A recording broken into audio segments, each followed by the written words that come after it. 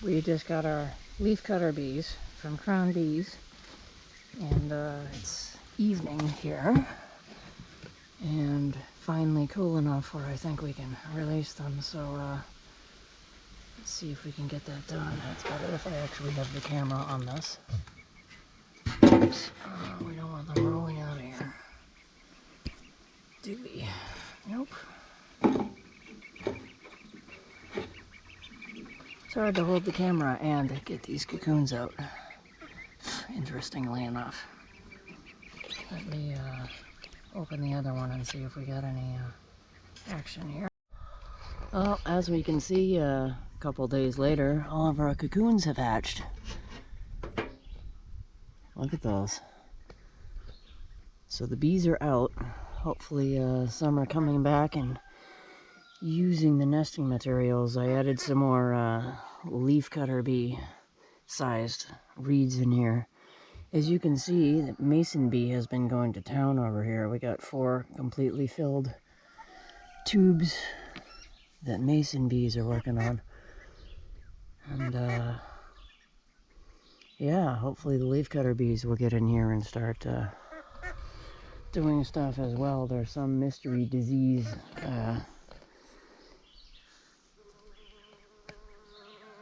hello.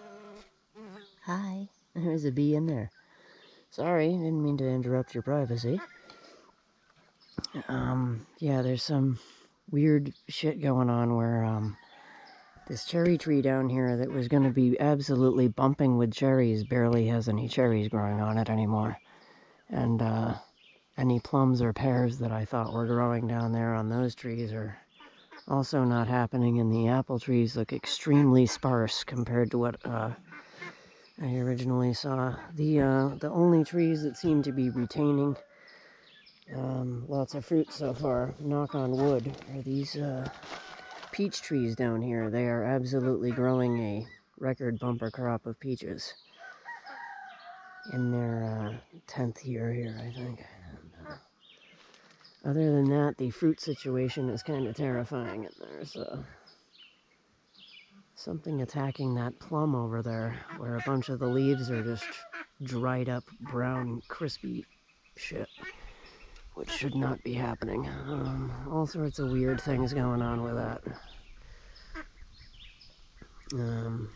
Been seeing baby dragonflies and swallowtail butterflies and all sorts of pretty insects, but not enough insects, you know?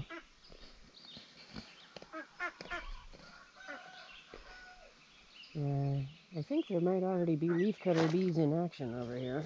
I'll try to show you guys here. Something has been tearing at this northern pecan right here. Something's been cutting off bits of leaves. I don't know if it's leafcutter bees exactly, but something's been cutting at these, so something's messing with leaves over here. Kind of hard to believe that people have lawns instead of this. I mean, what would you rather look at every day? This or some fucking perfectly trimmed, manicured grass that's some, you know, status symbol from, you know, medieval Europe or whatever, where the royals and shit were like, oh, we have so much land that we can waste it not growing food on it, and we're going to rub that in the faces of everybody else by growing grass on it, which is not edible. And then we're gonna waste time and energy cutting that grass, since we don't eat grass. It's just mind-blowing amounts of stupidity. I have to look up what this flower is. It's right now the understory for this wild apple seedling. You can see the goats have been at it. This isn't deer browse, it's definitely goat browse. And yeah.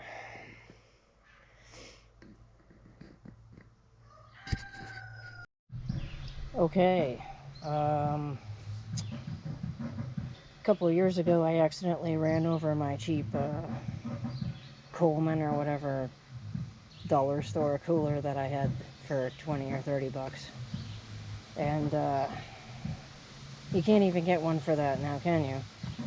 I decided it was time for a new cooler.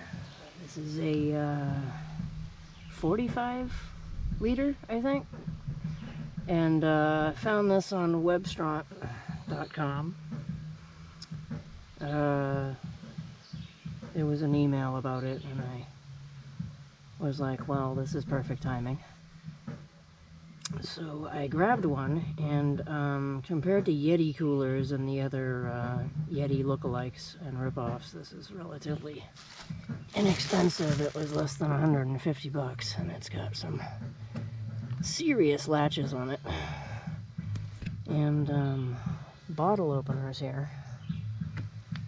And some really nice handles.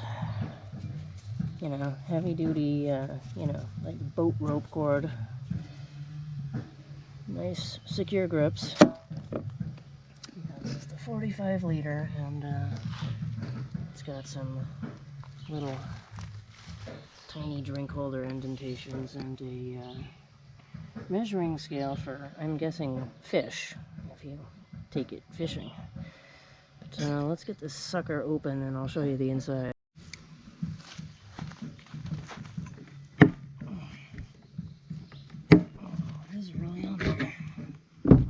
Alright. So, oof, it's a little stinky. I'm gonna let this air out. It's got that new cooler smell. So, heavy duty injection molded stuff, and it's got a little hole down here. Listen, yeah, there's a drain plug on there. Nice heavy duty drain plug to get all your ickies out. And yeah, this is a nice cooler that will hold a lot of stuff on a camping trip. It's the perfect size, you know. I'm hoping my old cooler is still good enough for stuff like chilling chicken carcasses and stuff. I wouldn't want to mess this new one up doing that. But this has got a really nice gasket here. They're not messing around. Yeah, supposedly these keep ice good for like 7 days or something, but until I actually see that for myself, I'm not going to tell you guys that, because I have to prove everything.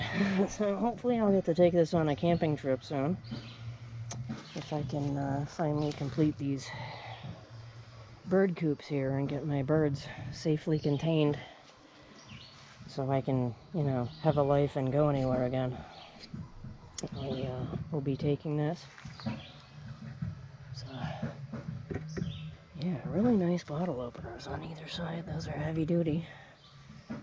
And, yeah, let's close this before it gets ants in it.